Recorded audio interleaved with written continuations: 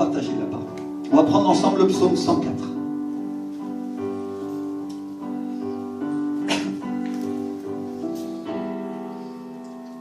Alléluia. Qu'avant que je lis, je vois que tu te tournes vers ton voisin, vers ta voisine, et tu lui dis, fais attention. Dis-lui, fais attention ce matin, parce que tu es assis dans le centre d'entraînement du Saint-Esprit. Alléluia. Tu es assis dans le centre d'entraînement du Saint-Esprit, et Dieu va te partager des choses qui vont changer les circonstances de ta vie. Dis-lui, Dieu va te partager des choses qui vont changer les circonstances de ta vie. Alléluia. Rassure-toi, ton pasteur n'est pas Dieu. Hein. C'est qu'un instrument. Hein. Je dis, s'il y en a qui comprennent mal. On va dire ensemble le psaume 104. Alléluia. Tout entier. Mon âme bénit l'Éternel. Éternel, mon Dieu. Dites avec moi, mon Dieu. Tu es infiniment grand. Tu es revêtu d'éclat et de magnificence. Il s'enveloppe de lumière comme d'un manteau. Il étend les cieux comme un pavillon. Il forme avec les eaux le faîte de sa demeure. Il prend les nuées pour son char. Il s'avance sur les ailes du vent. Il fait des vents ses messagers, des flammes de feu ses serviteurs. Alléluia, en espagnol, dans la version Reina Valera, il dit il fait des anges ses messagers, des flammes de feu ses serviteurs. Et le mot utilisé c'est ruach, qui est esprit. Il a établi la terre sur ses fondements, verset 5. Elle ne sera jamais ébranlée. Tu l'avais couverte de l'abîme comme d'un vêtement, les eaux s'arrêtaient sur les montagnes. Elles ont fui devant ta menace. Elles se sont précipitées à la voix de ton tonnerre. Dites avec moi le tonnerre. Des montagnes se sont élevées, des vallées se sont abaissées. Au lieu que tu leur avais fixé, tu as imposé une limite que les eaux ne doivent point franchir, afin qu'elles ne reviennent plus couvrir la terre. Il conduit les sources dans des torrents qui coulent entre les montagnes. Elles abreuvent tous les animaux des champs. Dites avec moi, tous les animaux. Les ânes sauvages y étanchent leur soif. Les oiseaux du ciel habitent sur leurs bords et font résonner leur voix parmi les rameaux. De sa haute demeure, il arrose les montagnes. La terre est rassasiée du fruit de tes œuvres. Et il fait germer l'herbe pour le bétail et les plantes pour les besoins de l'homme, afin que la terre produise de la nourriture. Le vin qui réjouit le cœur de l'homme et fait plus que l'huile resplendir son visage, et le pain qui soutient le cœur de l'homme. Les arbres de l'Éternel se rassasient. Les cèdres du Liban qu'il a plantés, c'est là que les oiseaux font leur nid. La cigogne a sa demeure dans les cyprès. Les montagnes élevées sont pour les boucs sauvages. Les rochers servent de retraite aux damans. On a bientôt fini. Il a fait la lune pour marquer les temps. Le soleil sait quand il doit se coucher. Tu amènes les ténèbres et il est nuit. Alléluia, dis-le à ton frère, à ta sœur. Il y a un temps pour chaque chose. Alléluia. Et la lune est là pour marquer les temps. C'est à nous, mon frère, ma sœur, de discerner le temps du Seigneur. Alléluia. De le comprendre. Et Dieu est en train de nous parler d'un temps où il y aura un jugement dans le rêve que je viens d'avoir cette semaine. Dieu est en train de nous parler d'un temps de changement et Dieu nous annonce un temps de réveil également. Alléluia. C'est ça la bonté, la miséricorde de Dieu. Dieu amène un réveil pour que tous soient sauvés. Il donne la possibilité à chacun de pouvoir entrer dans le royaume de Dieu. Et après ça, vient le jugement. Alléluia.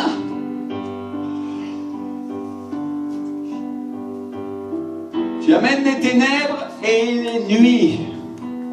Quand Dieu amène les ténèbres, mon frère, ma soeur, c'est-à-dire qu'il vient le temps du jugement, il vient le temps de la difficulté. Et Dieu se sert du diable parfois pour ces choses-là. Combien savent que des pays ont parfois été jugés par le pouvoir du diable? Par exemple, Jérusalem a été jugée parce qu'ils n'ont pas accepté Jésus. Et qu'est-ce qui s'est passé? Néron est venu quelques années après et il a brûlé, il a incendié la ville, il a détruit le temple, comme Jésus l'avait annoncé. Vous comprenez ce que j'essaye de dire? Celui qui ne prend pas attention à la voix du Seigneur et qui dit Seigneur, on s'en fiche, on vit comme le monde, on fait ce qu'on a envie. C'est ce qu'ont voulu faire les Juifs et ils ont été hypocrites, certains ont été des pharisiens, ont reçu ce jugement sur leur vie. Est-ce que quelqu'un peut allumer les lumières s'il vous plaît? Alléluia.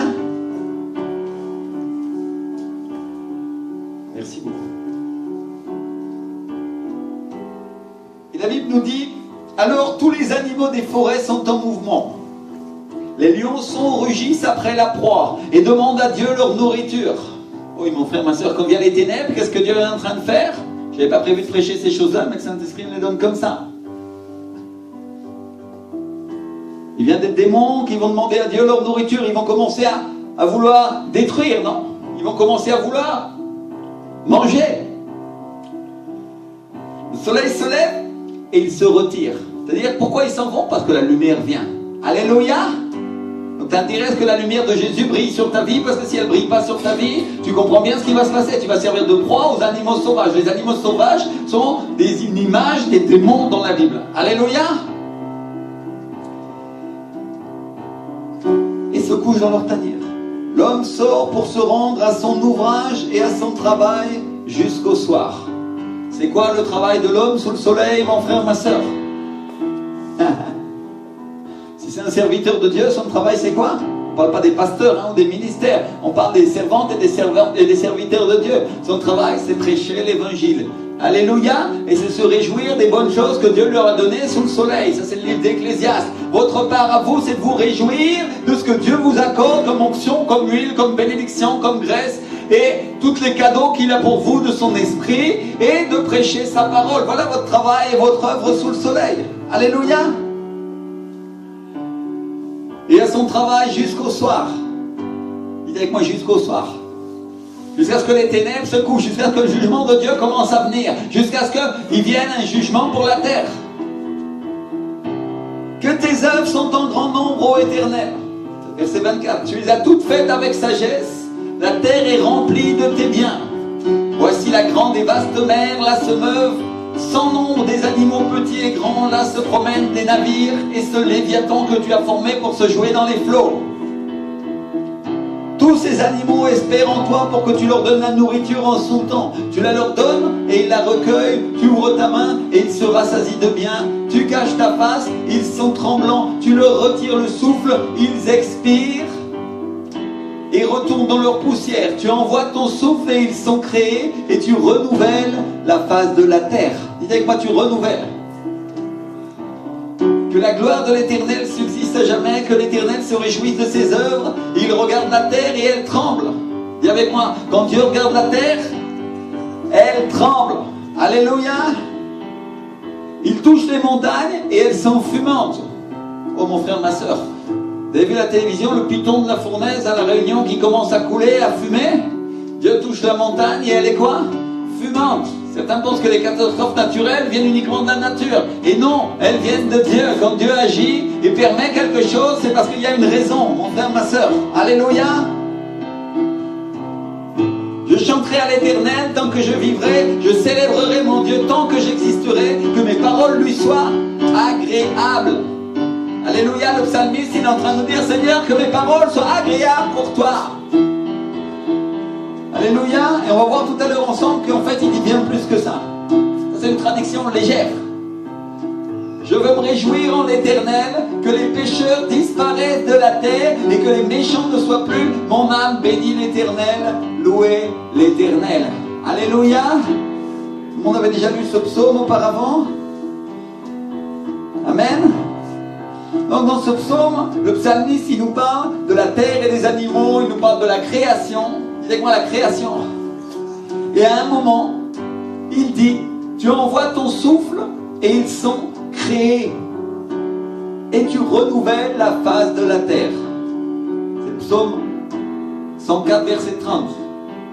Et tu envoies ton souffle, le mot qu'il dit c'est rouar, qui est le souffle de Dieu, et le Saint-Esprit, tu envoies le Saint-Esprit et ils sont, quoi? Ils sont créés. Dites avec moi créés. C'est un souffle de création. Alléluia. Et on a lu ensemble dans le livre de Genèse, les fois dernières, que le but de Dieu, le but du Saint-Esprit, c'était de donner forme à ce qui est vide et d'amener la lumière là où il y a des ténèbres. Je fais référence au Genèse, verset 2. La terre était informe et vide, et il y avait des ténèbres au-dessus de la terre, et l'Esprit de Dieu se mouvait, le roi de Dieu se mouvait sur les eaux, il se mouvait sur la parole de Dieu. Alléluia. Et tout de suite après, au verset 3, dans le livre de Genèse, Dieu nous parle de Jésus-Christ. Jésus-Christ se présente. Il est la lumière véritable qui éclaire tout homme. Alléluia. Avec cette C'est pendant dans le livre de Jean qui dit qui il est précisément. Donc le but de l'Esprit du Seigneur, c'est de donner forme à ce qui est vide. Alléluia. Et c'est de faire quoi? D'amener la lumière, d'amener Jésus là où il y a des ténèbres. Alléluia. Si les ténèbres se lèvent sur la terre, l'Esprit de Dieu viendra et il amènera la lumière de Jésus-Christ. Amen. Il prendra de ce qui est à moi et il me glorifiera, dit le Seigneur. Nous a dit le Seigneur Jésus. Mais j'aimerais qu'on comprenne quelque chose, mes frères et sœurs. C'est que le Saint-Esprit travaille à partir de rien. Alléluia. C'est-à-dire, il prend à partir de ce qu'il n'y a pas. Il crée ce qu'il n'y a pas. Il crée ce qui n'existe pas. Par son souffle. Dites avec moi, par son souffle. Le roi de Dieu prend de rien du tout et crée ce qui n'existe pas. Alléluia. Oui, c'est le Père qui donne les ordres. Oui, il est le créateur du ciel et de la terre. Mais c'est le Saint-Esprit qui fait. Alléluia. Merci Seigneur. On peut dire qu'il est le maître d'œuvre. Il n'y a pas d'animaux, pas de problème. Il les crée. Alléluia. Il n'y a pas de nerfs, pas de problème. Il les crée. Il n'y a pas d'homme, l'homme n'existe pas, pas de problème. Dieu le crée et il souffle avec le souffle de Dieu et il lui donne vie, mon frère, ma soeur. Alléluia. Et comme tu le sais, dans la parole de Dieu, il y a une vie naturelle et il y a une vie spirituelle.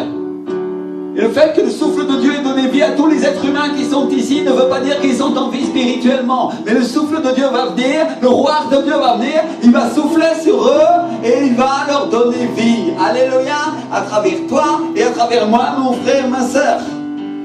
Alléluia. Est-ce que tu es conscient de ça? Que quand tu vas amener la parole de vie, la vie va venir et le souffle de Dieu viendra et il soufflera un vent qui apportera la vie. Alléluia.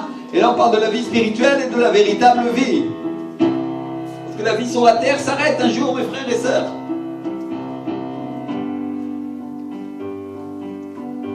Et une chose qu'on doit comprendre encore, c'est qu'à Dieu rien n'est impossible. Absolument rien. Ça c'est la raison pour laquelle il n'y a aucune situation qui est trop désespérée sur la terre. Parce que Dieu peut tout faire. Dieu renouvelle la face de la terre et il lui donne vie. Alléluia. Vous comprenez ce que j'essaye de dire? Il crée les ténèbres, il crée la lumière. Et il attend juste de ta part un petit geste de foi pour qu'il puisse donner la vie. Autour de toi, déjà dans un premier temps, dans toi, et après sur les autres personnes. Quand on lit ce psaume, on apprend une chose importante. Le psalmiste, il nous dit, tu envoies ton souffle sur les animaux, tu les crées, et tu renouvelles la face de la terre. Dites avec moi, il renouvelle. Il renouvelle. Le mot qu'il utilise pour renouveler, c'est kadash.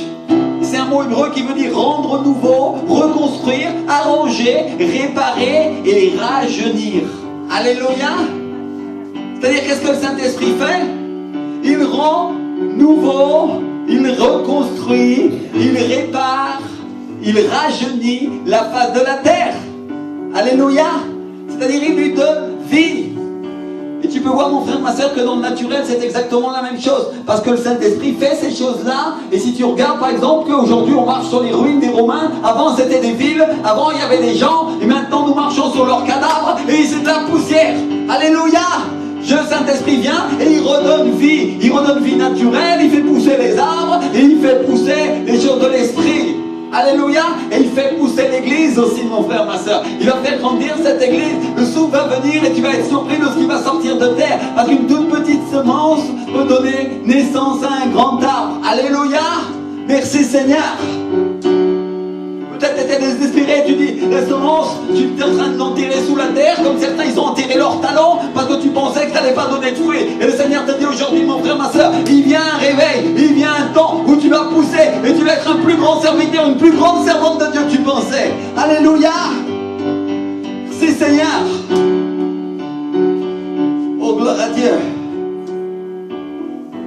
Et donc il n'y a aucune circonstance, il n'y a aucune situation que Dieu ne puisse pas changer. Parce que le Saint-Esprit crée. Dis avec moi, il crée.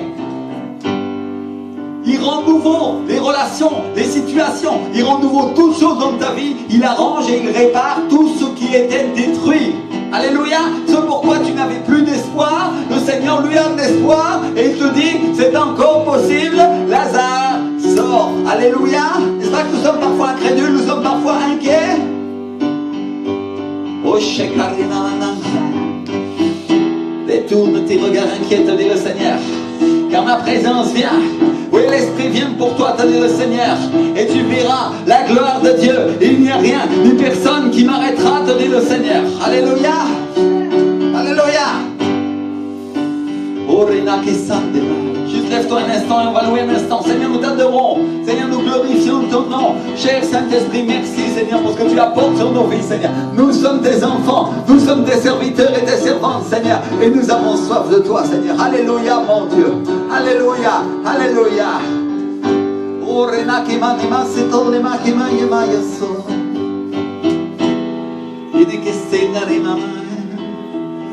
Oh, redresse.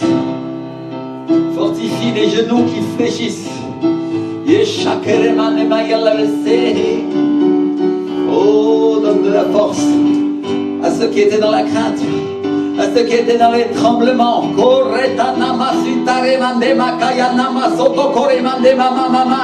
Car il n'y a aucune situation que je ne puisse changer, te dit le Seigneur. Oh, j'ai vu tes larmes et je te relèverai, fille de Sion, te dit le Seigneur. Il y a une personne qui est dans la crainte depuis un petit moment maintenant. Ça fait de nombreuses années qu'elle est dans la difficulté. Et maintenant le Seigneur te dit, il vient un changement, il vient une transformation pour ta vie. Alléluia. Alléluia. Oh, il y a d'autres personnes qui sont dans les épreuves et on voit des regards inquiets, on voit des tremblements et on voit qu'ils sont saisis comme une femme qui accouche. Et le Seigneur te dit, tu vas donner vie à ce que tu n'avais pas imaginé, te dit le Seigneur. Il vient pour toi un réveil, il vient pour toi une transformation. Dans le pire moment de ta vie, je suis là, te dit le Seigneur, et je transforme tes ténèbres en lumière. Alléluia, alléluia. Asseyez-vous un instant, on va continuer à prêcher, on va continuer à parler de la parole de Dieu. On va commencer à déclarer ensemble toutes ces choses. Merci Seigneur. Donc ce qu'on doit savoir, mon frère, ma soeur, c'est que dans la présence de Dieu, tout change et tout se met à briller. Alléluia. Absolument tout. La Bible nous dit que même le visage de Moïse brillait quand il entrait dans la présence de Dieu. Il était obligé de se mettre un voile sur la figure parce que sinon il ressemblait à ces petites lampes, vous savez, phosphorescentes certainement. C'est la raison pour laquelle il faisait absolument tout pour rester tout le temps dans sa présence. Alléluia. Parce que je dois te dire une chose, mon frère, ma soeur. Dans la présence de Dieu, même ton regard sur les choses et les circonstances change. Tu le voyais noir, tu voyais tout détruit, tu voyais tout difficile, et d'un seul coup tu commences à voir comme Dieu, tu dis waouh, c'est plus si difficile maintenant. Il y a une opportunité, il y a une possibilité pour ma vie. Dieu peut tout faire. Alléluia. Il brise les circonstances qui m'empêchaient d'avancer. Et donc Moïse savait ces choses-là. Et il dit une chose. Il dit, Seigneur, si ta présence ne vient pas avec nous, ne nous sors pas d'ici. Alléluia. Vous comprenez ce que j'essaie de dire? Parce que dans la vie quotidienne, Moïse c'était une personne normale, elle était comme toi et moi, avec son caractère, avec ses peurs, avec ses difficultés. Mais quand il entrait dans la présence de Dieu,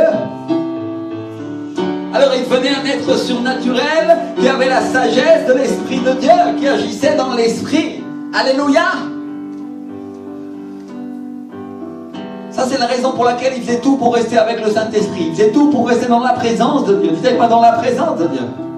Tout le temps. Et donc Dieu lui te promet la terre promise. Il promet de lui envoyer un ange pour chasser ses ennemis. Et Moïse dit à Dieu, si tu viens pas avec nous, Seigneur, on va nulle part, ne nous sors pas d'ici. Alléluia. C'est-à-dire, on est en train de parler d'une personne qui avait compris l'importance du Saint-Esprit dans la vie de tous les jours. Parce que Moïse, il avait goûté à la présence de Dieu et il ne voulait plus jamais redevenir le vieil homme qu'il était avant. Alléluia. Plus jamais. Dites-moi, plus jamais. Au Seigneur. Et donc si Dieu n'y allait pas, lui il allait rester là, même s'il devait mourir sur place. C'est-à-dire, quel qu'en soit le prix, Seigneur, si tu ne viens pas avec nous, ne me sors pas d'ici, je reste là, avec toi. Donc on parle de quelqu'un qui avait fait une vraie rencontre avec Dieu. C'est une vraie rencontre. Vraie rencontre. On ne parle pas de quelqu'un qui regardait Dieu de loin en se demandant s'il allait changer. Non. On parle de quelqu'un qui a vu la gloire de Dieu. On parle de quelqu'un qui a vu l'Esprit du Seigneur. Dans le buisson ardent, quand Dieu l'a appelé, il a vu le Saint-Esprit. Alléluia. Et donc, après il est monté sur la montagne et il a vu la nuée se poser sur la montagne. Donc on parle de quelqu'un qui ne s'est pas conformé. On parle de quelqu'un qui a cherché Dieu. On parle de quelqu'un qui a demandé à en voir plus. Et Dieu l'a caché dans le creux du rocher, il l'a caché dans le creux de sa main. Alléluia, le rocher qui est Jésus-Christ, et il a vu la gloire de Dieu passer. C'est-à-dire, il n'a pas vu simplement le buisson, il n'a pas eu simplement la première expérience de son appel en voyant le Saint-Esprit. Non, il s'est battu pour en voir plus. Il est monté à la montagne de Dieu, la nuée, l'Esprit du Seigneur s'est posé là. Il est resté pendant des jours à parler avec Dieu. Il passait du temps dans sa présence. Alléluia. Et comme lui, il n'en avait pas encore assez, il a dit, Seigneur, laisse-moi voir ta gloire. Imagine-toi, quelqu'un qui voit le Dieu vivant, quelqu'un qui a vu le Saint-Esprit. Probablement il a vu le Père, probablement il a vu Jésus. Oh, il n'a sûrement pas vu la face du Père, mais en tout cas, il a vu sûrement une représentation. Alléluia. Et mon frère, ma soeur, il a vu plus de choses que beaucoup de serviteurs n'ont jamais vu dans leur vie. Et lui, il a dit encore, j'en ai pas encore assez, Seigneur, je veux en savoir plus. Alléluia. La nuée s'est posée sur lui. Il est resté là pendant 40 jours et 40 nuits sans manger et sans boire. Parce que dans la présence de Dieu, le temps s'accélère, le temps passe vite. Alléluia. Et il y a une chose que tu dois comprendre. Ça ne lui a pas suffi. Dis avec moi, ça ne lui a pas suffi. Il en voulait plus. Alors il a dit, Seigneur, fais-moi voir ta gloire. La Bible nous dit que quand Moïse entrait dans la tente de la rencontre, la colonne de nuée descendait. Et que Dieu parlait avec Moïse face à face, comme un homme parle avec son ami. On parle de quelqu'un qui savait. On parle de quelqu'un qui connaissait le Saint-Esprit. Alléluia. Et sans embargo, il nous dit la chose suivante. Seigneur, si ta présence ne vient pas avec nous, ne nous sors pas d'ici. Alléluia. C'est quelqu'un qui a compris qui est Dieu, qui a réalisé qu'il ne peut pas vivre sans lui. On parle d'une personne qui a développé une telle relation avec Dieu qu'il est devenu son ami et qu'il est devenu addict à sa présence. Dis avec moi, addict. Alléluia. On parle d'une addiction dans laquelle tu ne peux plus te passer de Dieu. Et ça fait que tu ne peux plus prendre une décision sans lui. Tu ne peux plus vivre sans sa présence, sans le sentir, sans qu'il soit avec toi. Alléluia.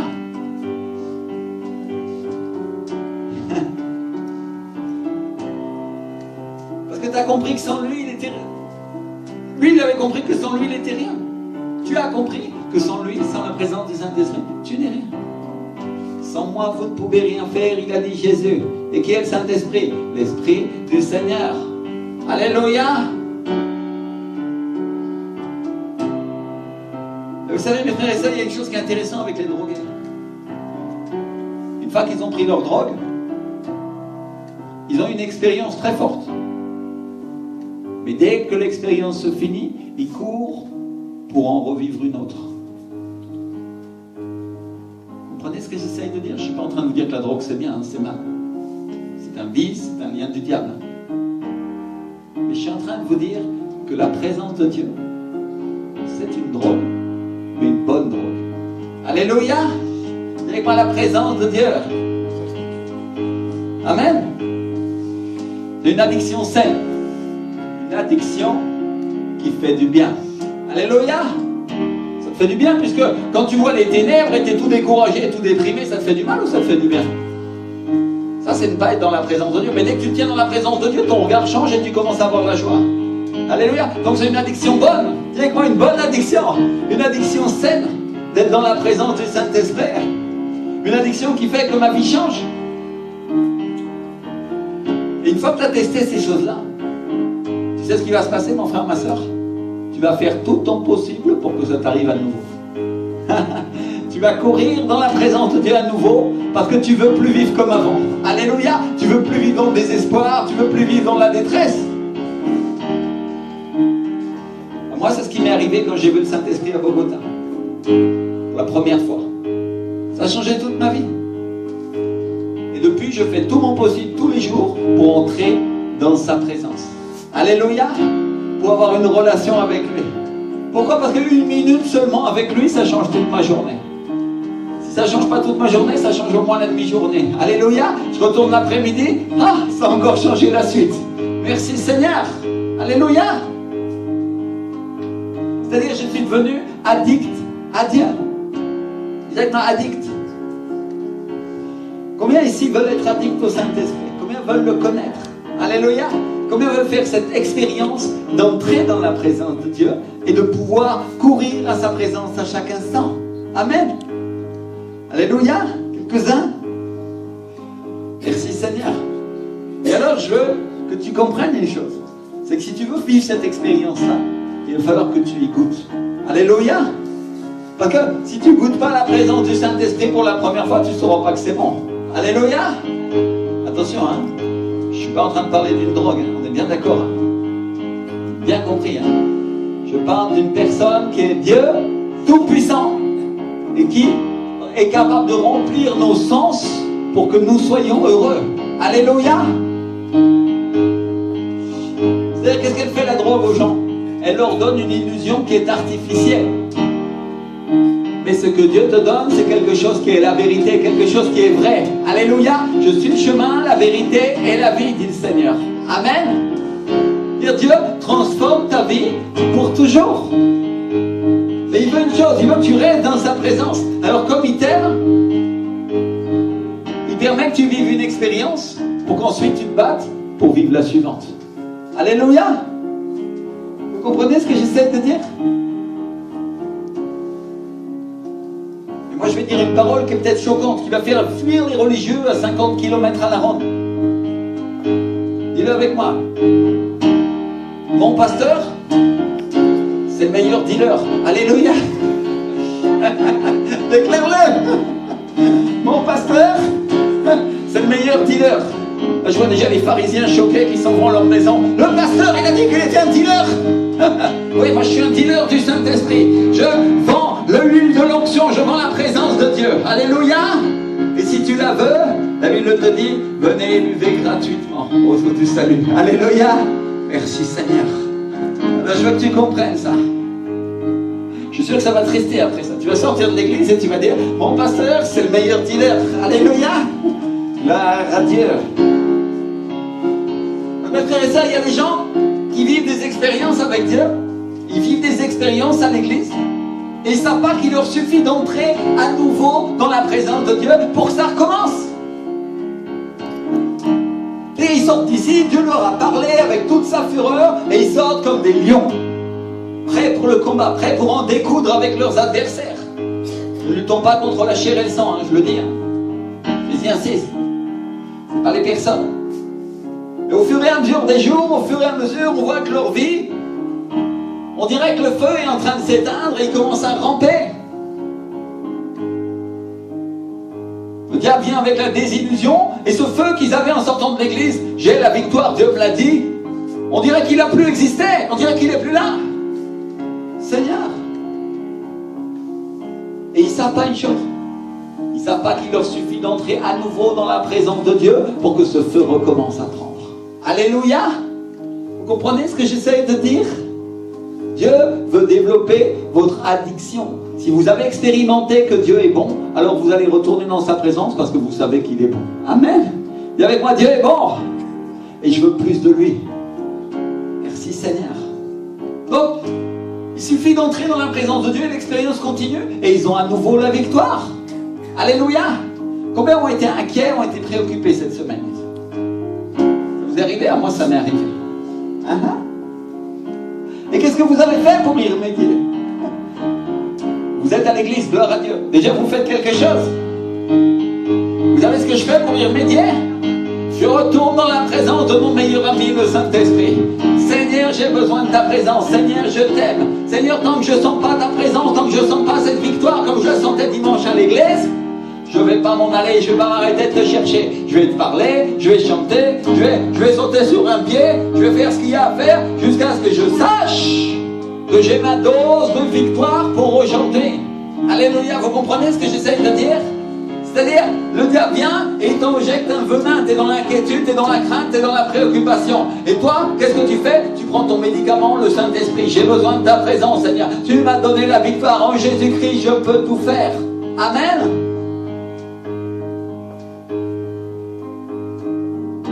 Et où est-ce qu'on trouve la présence de Dieu? À l'église. À l'église, on trouve la présence de Dieu. En tout cas, on devrait la trouver. On la trouve auprès des hommes de l'onction. On a vu ensemble que l'onction se frotte, elle passe de l'un à l'autre, et à force de marcher avec les hommes de l'onction, qu'est-ce qui se passe? Cette onction commence à venir. Amen. Merci Seigneur. La Bible parle, elle nous dit qu'on trouve cette présence auprès des hommes de l'onction. Des dealers, ceux qui la vendent. Vous comprenez ce que j'essaie de dire? Parce que si vous connaissez la parabole des vierges sages et des vierges folles, qu'est-ce que les vierges sages disent aux vierges folles? Nous n'en aurons pas assez pour nous, allez acheter l'onction auprès de ceux qui la vendent. Alléluia! C'est un vendeur, c'est un dealer. Il va te donner cette onction. Alléluia! C'est à toi de t'approvisionner en onction pour en avoir assez, pour que ta lumière brille. Alléluia, on avait vu que l'onction c'était l'huile et que nous sommes des lampes pour le Seigneur. Et que si le niveau d'huile baisse, qu'est-ce qui se passe? Notre flamme pour Jésus n'est pas assez forte. Alors quand le fiancé va venir, et il va venir pendant la nuit, c'est ce que la Bible nous enseigne dans la parabole des vierges sages et des vierges folles, si notre lumière pour Jésus n'est pas allumée parce qu'il nous manque de l'huile, alors on n'entrera pas dans la salle des noces. Vous comprenez ce que je suis en train de dire? Alors c'est le moment de t'approcher de ton pasteur pour que tu puisses avoir de l'onction et avoir la présence de Dieu et apprendre à entrer dans la présence du Saint-Esprit toi-même pour savoir la trouver. Alléluia! Vous comprenez ce que j'essaie de dire? Il y a 3 manières d'avoir l'onction. La première, c'est dans l'église. La deuxième, c'est auprès des hommes et des femmes qui en ont. Amen? Ils veulent bien te la donner. Et la troisième, c'est en passant du temps dans la présence de Dieu. Dites avec moi, dans la présence de Dieu. Je suis venu aujourd'hui pour vous donner des clés, pour que la victoire se maintienne. Alléluia. Parce que la Bible dit que l'onction pourrit le jour, elle va le détruire. C'est-à-dire ta victoire chrétienne doit se maintenir de manière permanente. Elle ne doit pas être un jour oui et un jour non. Et ça nous arrive tous d'avoir des hauts et des bas, mais voilà la manière de Dieu. Dites avec moi, la manière de Dieu. La manière de Dieu, c'est d'entrer dans sa présence pour prendre notre dose tous les jours, pour que nous ayons la victoire en Jésus-Christ.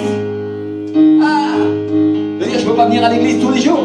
Le dimanche, le lundi, le mardi. Non, mais tu peux entrer dans la présence du Saint-Esprit tous les jours. Il est toujours avec toi. Alléluia. Si tu n'as jamais entendu sa voix, cherche-le parce que tu l'entendras. Cherche-le. Alléluia. Dans ce même psaume, le psaume 34, le psalmiste il dit quelque chose qui m'attire l'attention, qui a à voir avec la communion avec Dieu.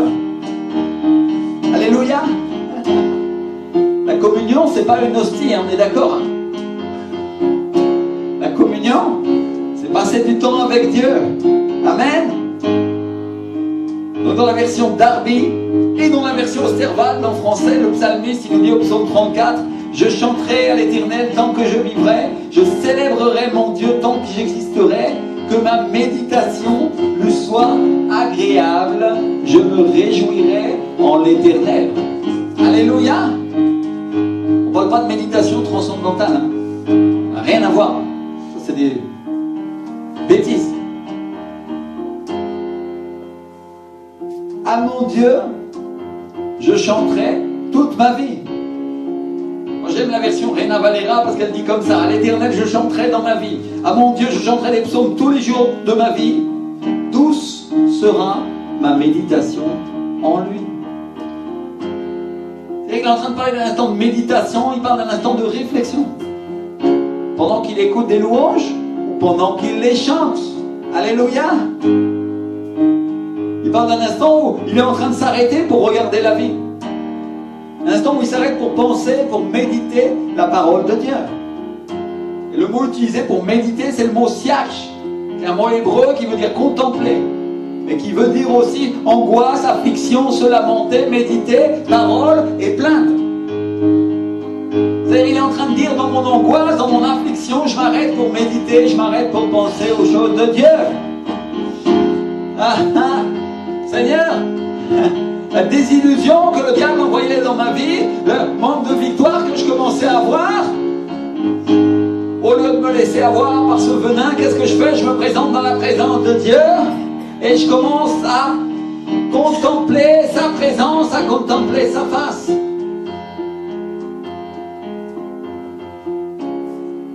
Je m'arrête pour penser aux choses de Dieu et je le fais dans sa présence. Je le fais quand je sens qu'il est là. Alléluia. On peut dire comme ça. Je le fais avec la musique, je le fais avec la louange parce que je sais que c'est là qu'il vit. Parce que c'est part de ma communion avec lui. Dites moi la communion avec Dieu. Amen. Je suis en train de vous donner des clés pour avancer dans le royaume de Dieu. Je suis en train de donner des clés pour que vous ayez la victoire dans votre vie chrétienne, dans votre vie spirituelle.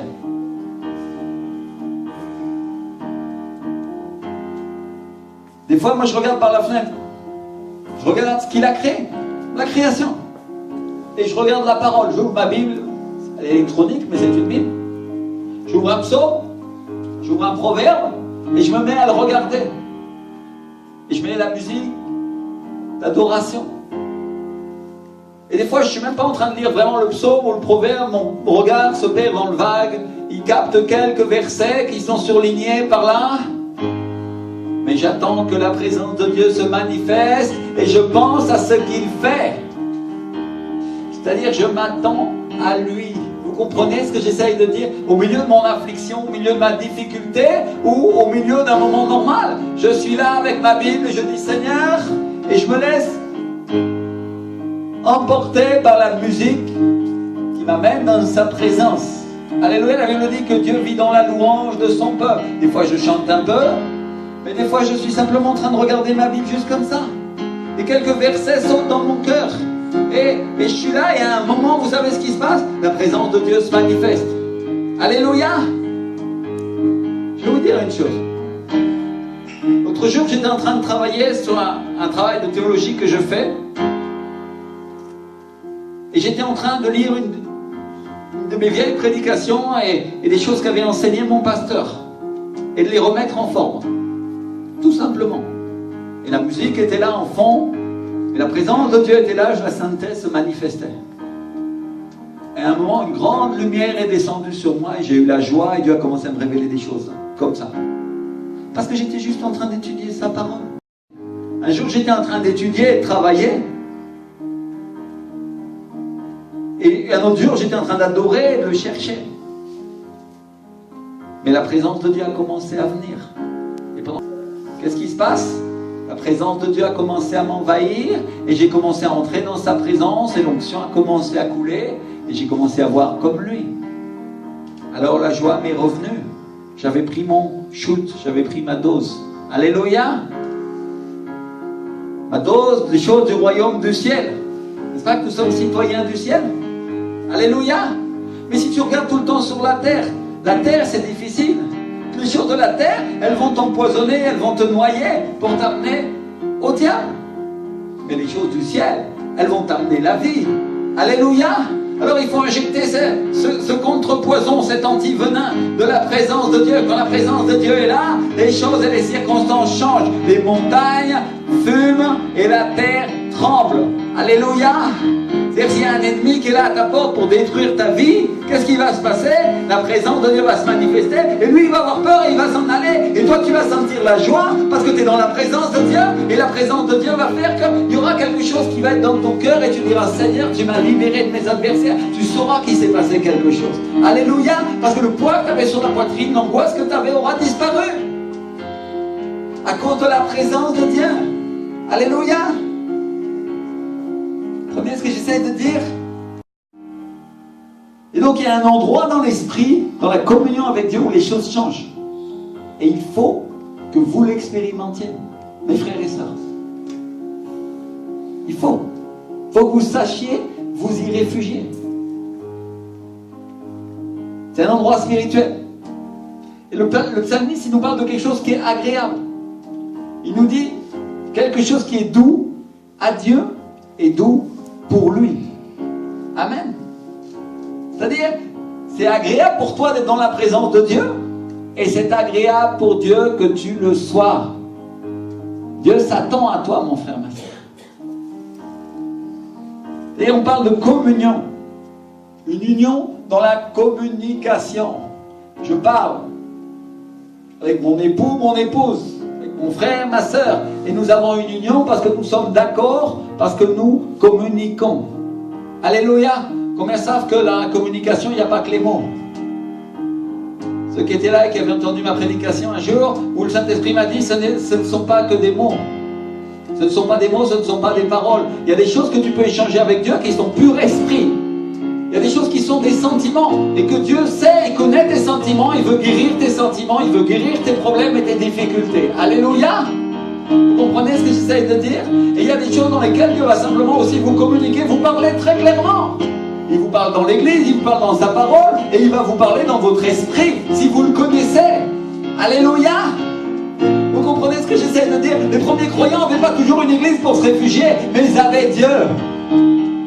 Vous avez la chance d'avoir une église, vous avez la chance d'avoir un endroit où il y a l'onction, où Dieu peut vous enseigner et vous donner, où il y a des ministères pour vous former, pour vous équiper. Et le jour où tu es en persécution, le jour où tu es dans ta prison, comme Paul ou Silas, tu n'auras qu'un seul choix, apprendre à communier avec Dieu personnellement. Je ne suis pas en train de dire qu'il ne faut pas venir à l'église, au contraire, je suis en train de dire viens à l'église parce que c'est là que tu te formes, parce que le jour où il t'arrive d'être seul, tu ne seras pas seul parce que le Saint-Esprit sera avec toi, parce que tu le connaîtras. Alléluia.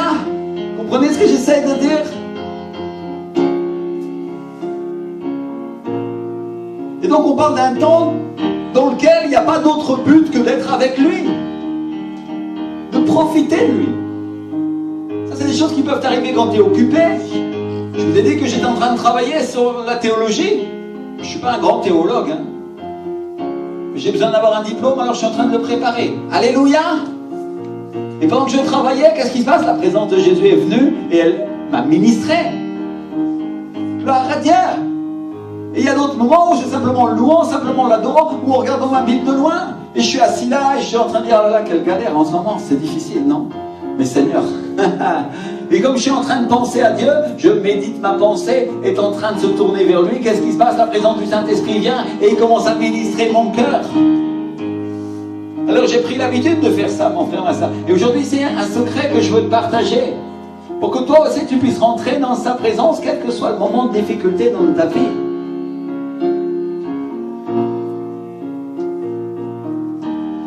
Imagine que ton fiancé ou ta fiancée entre dans la pièce et que tu l'ignores.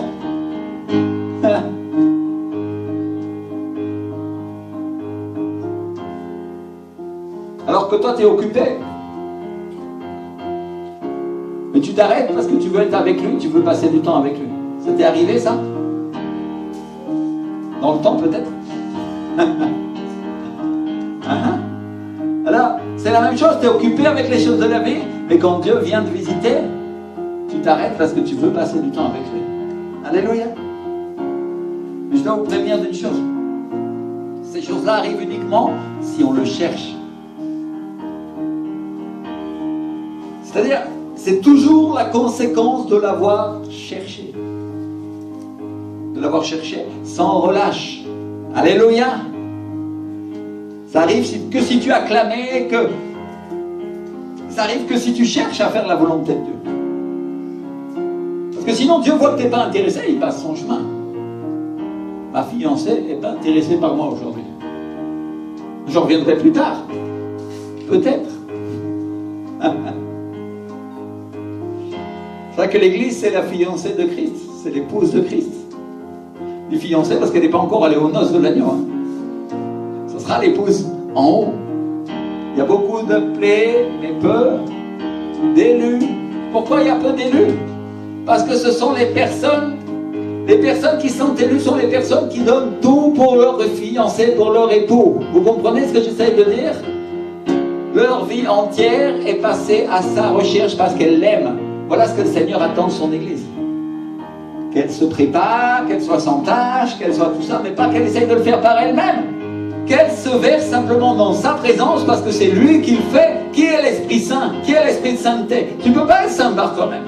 C'est pas en mettant des déguisements de religieux que tu seras saint. C'est pas en mettant des feuilles de figuier. Tu seras saint ou sainte parce que tu es dans la présence de Dieu et que son Esprit te transforme. Vous comprenez ce que j'essaye de dire? La Bible nous parle d'être configuré à l'image de Christ. C'est l'apôtre Paul qui parle de ça. Et n'oubliez pas que Dieu voit notre cœur. Et ça, c'est la raison pour laquelle David priait. Seigneur, donne-moi un cœur et un esprit disposés à ta parole. Rends-moi capable de faire tout ça, Seigneur. Je suis un pécheur comme les autres, mais j'ai besoin de toi. Dispose-moi à faire ta volonté. Ta volonté, Seigneur. C'est-à-dire, ces choses-là vont arriver uniquement quand tu as soif. Et la Bible nous dit, heureux ceux qui ont faim et soif de justice, parce qu'ils seront rassasiés, n'est-ce pas? Alléluia. En 2 Corinthiens 13-14, dans la version Darby, l'apôtre Paul, il nous dit que la grâce du Seigneur Jésus-Christ et l'amour de Dieu et la communion du Saint-Esprit soient avec vous tous. Amen. Et le mot utilisé, c'est koinonia. Il nous parle d'amitié avec Dieu, qui nous parle d'être ses compagnons, mais aussi d'une participation, d'une interaction avec Dieu. Et Paul, il prie pour que ces 3 choses soient présentes dans nos vies. La grâce de Dieu, la grâce de Jésus, l'amour de Dieu, je l'aime, et il m'aime, et la communion avec le Saint-Esprit. Amen. C'est avec moi la communion. Ça, c'est la raison pour laquelle Jésus nous dit qu'il est toujours avec nous jusqu'à la fin du monde, parce qu'il est avec nous en esprit. Rappelez-vous, Jésus est assis à la droite du Père.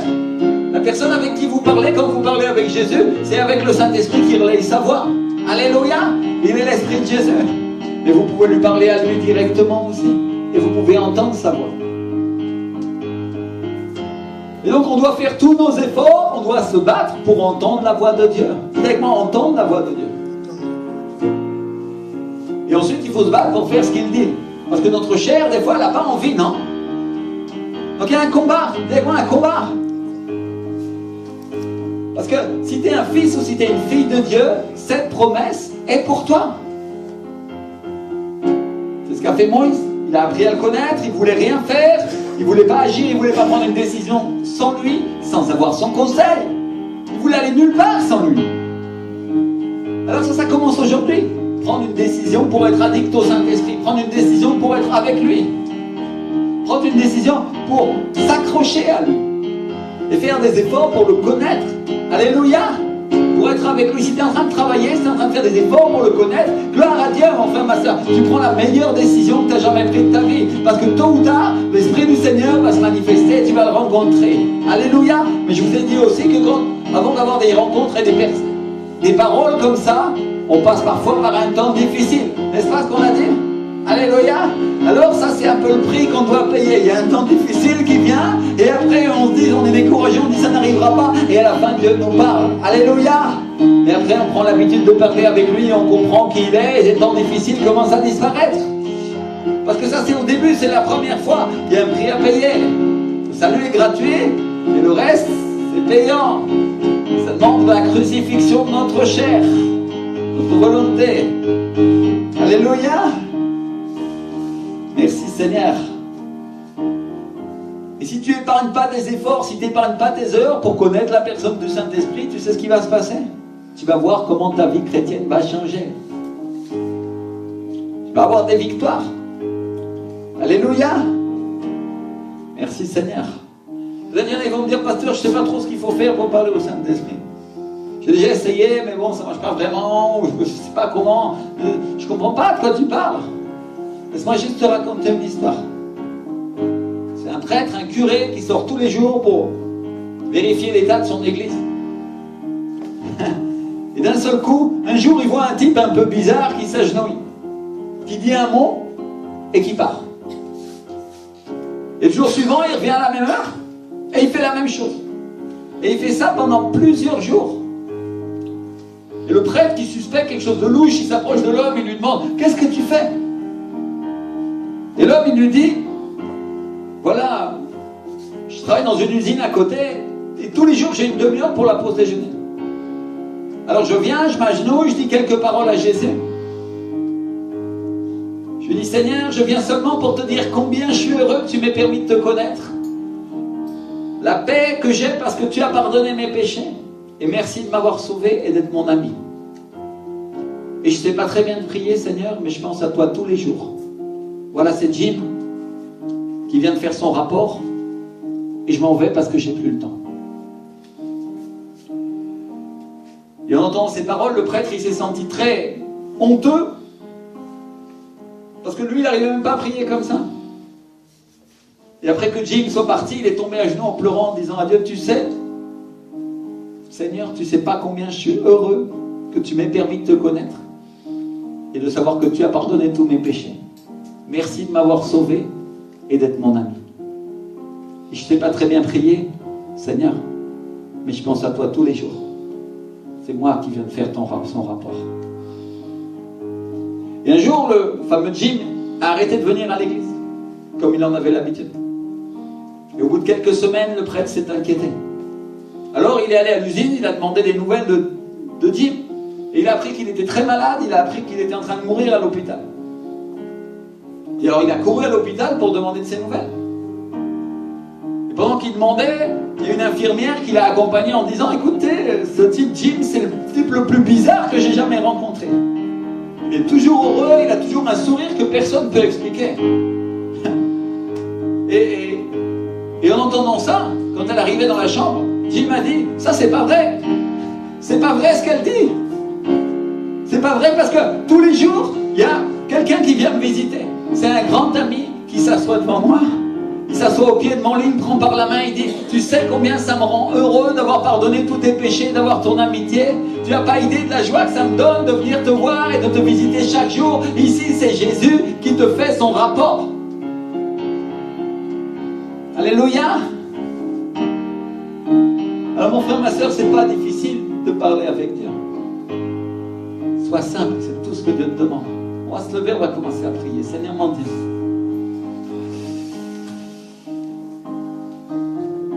Peut-être je veux te dire combien je suis heureux d'être ici dans cette église, Seigneur. Et de que tu m'aies pardonné mes péchés, Seigneur. Et de ce que tu aies pu me sauver. Oh, Rapakanayamasa. Et Seigneur, je veux juste te dire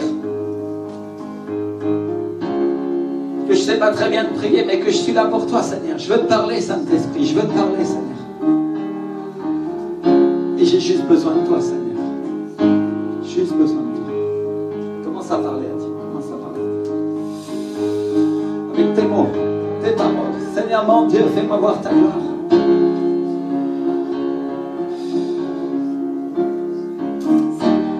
Seigneur mon Dieu. Je dis que je me suis battu peut-être pour parler avec toi parfois, Seigneur, et ma foi n'a pas été capable de croire que tu allais me répondre, Seigneur, pardonne-moi. Et miséricorde de ma vie.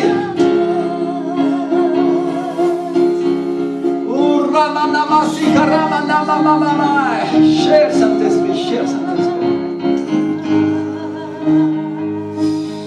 Commence à lui parler, commence à lui parler, commence à lui parler. Seigneur, je veux être avec toi tous les jours. Je veux vivre ces expériences dont parle mon pasteur, Seigneur.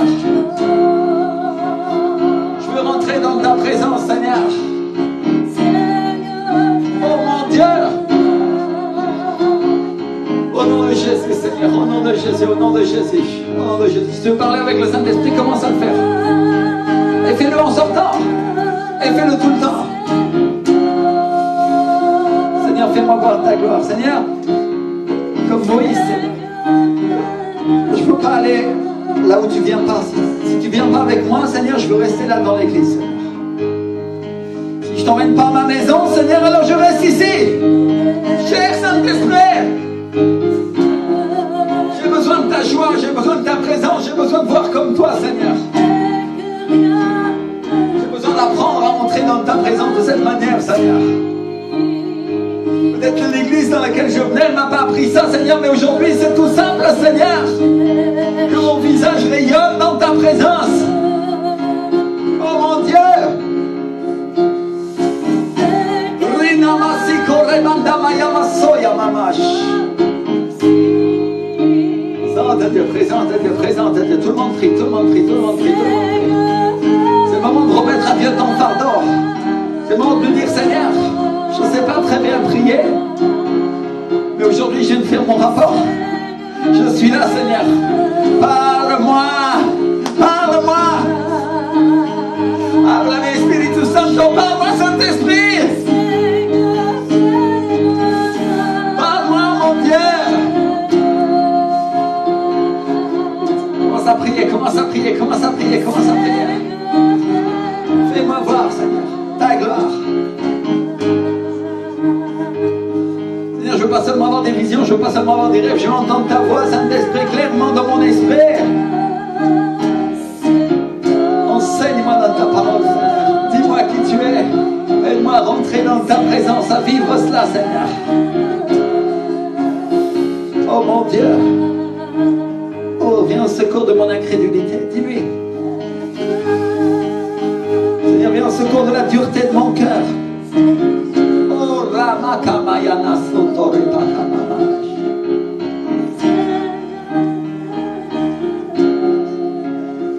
Accorde à mon frère, accorde à ma soeur, une relation personnelle avec toi, Saint-Esprit.